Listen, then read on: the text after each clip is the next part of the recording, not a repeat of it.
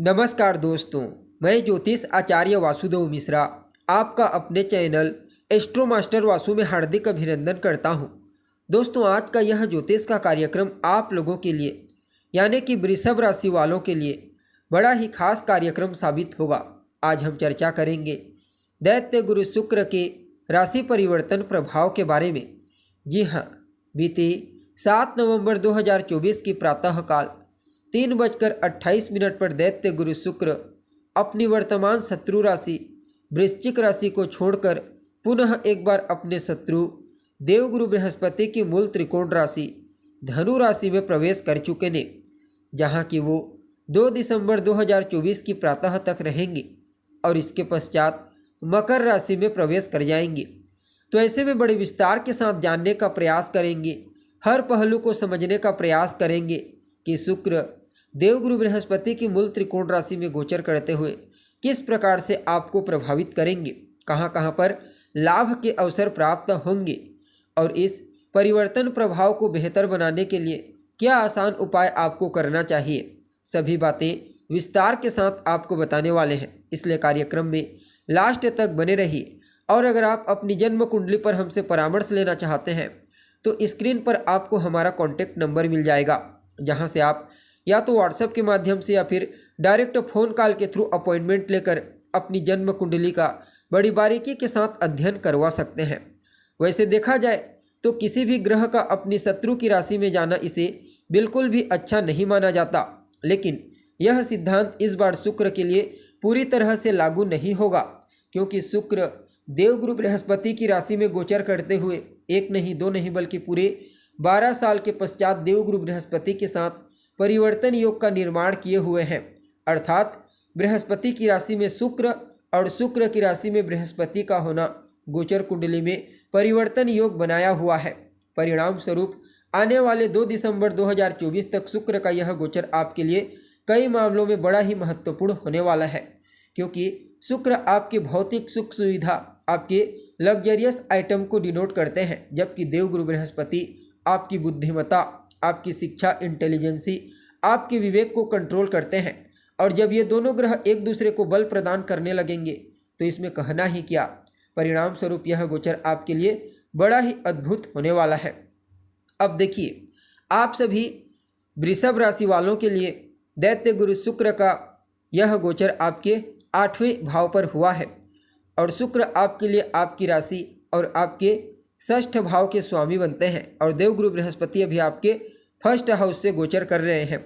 उनके साथ शुक्र का षडाष्टक योग बना हुआ है, लेकिन परिवर्तन योग में होने के चलते यह षडाष्टक योग निष्क्रिय हो जाएगा। परिणाम स्वरूप ये दोनों के दोनों ग्रह मिलकर जहां एक तरफ आपकी पर्सनैलिटी को निखारेंगे, आपके व्यक्तित्व को प्रभावशाली बनाएंगे, तो वहीं दूसरी तरफ आपकी 6ठी इंद्रिय को जागृत करके घटने वाली घटनाओं का पूर्वाभास आपको होने के लिए प्रेरित करेंगे। और कहीं न कहीं इस गोचर काल के दरमियान आपको आकस्मिक रूप से लाभ की प्राप्ति होगी, आकस्मिक रूप से धन की प्राप्ति होगी। चाहे फिर आपका रुका हुआ पैसा आपको वापस मिल जाए या फिर किसी बड़े प्रोजेक्ट में कार्य करने के लिए आपको पैसों की प्राप्ति हो।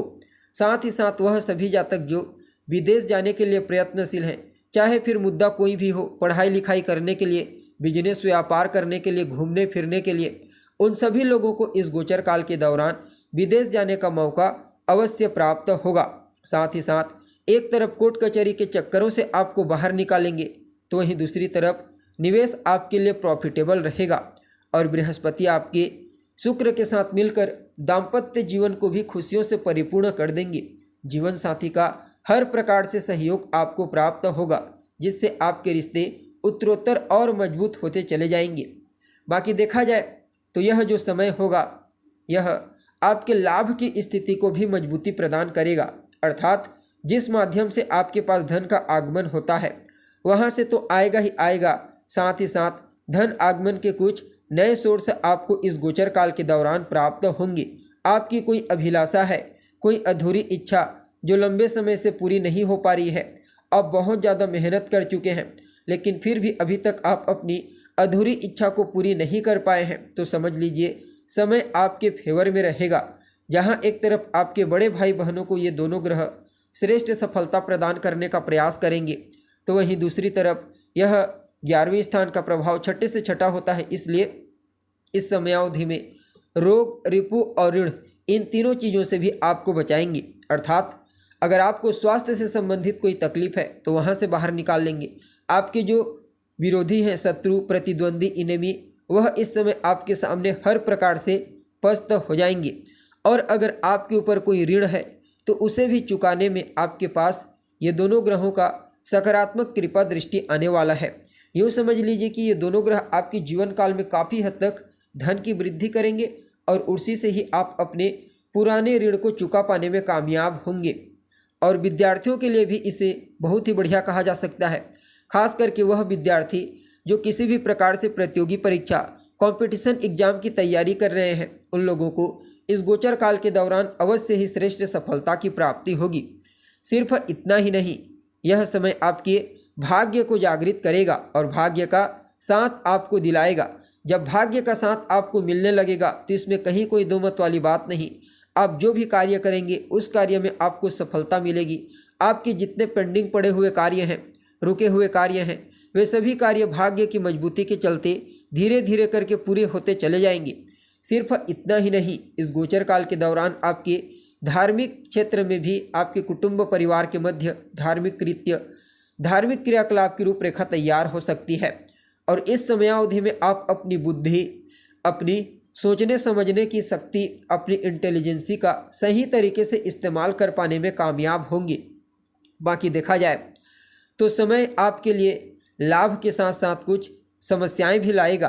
कुछ स्वास्थ्य से संबंधित प्रतिकूल प्रभाव पड़ेगा। पहले से अगर कोई समस्या है तो वहाँ से तो बाहर निकालेंगे, लेकिन अभी खान पान पर आपको ज़रा ध्यान देने की आवश्यकता है। बाकी यह समय आपके लिए बढ़िया रहेगा। कुल मिलाकर के अगर रेशियो के दृष्टिकोण से देखा जाए तो 75% पॉजिटिव तो 25% चुनौतीपूर्ण। फिर भी इस गोचर काल को बेहतर बनाने के लिए कौन सा उपाय आपको करना चाहिए? तो सबसे पहले तो आप ओम सुम शुक्राय नमः इस मंत्र का रोजाना 108 बार जाप कीजिए, कम से कम 3 माला या फिर 5 माला। साथ ही साथ गाय की सेवा करना, गाय को हरा चारा खिलाना, खास करके बुधवार, गुरुवार और शुक्रवार के दिन, और अपने माथे पर केसर का तिलक लगाना, ये छोटे छोटे उपाय आपके लिए शुक्र के इस गोचर को और बेहतर बना देंगे। तो दोस्तों, उम्मीद है जानकारी आपको पसंद आई होगी। अभी के लिए बस इतना ही। पुनः मुलाकात होगी एक नए और ताज़ा एपिसोड में। तब तक के लिए नमस्कार।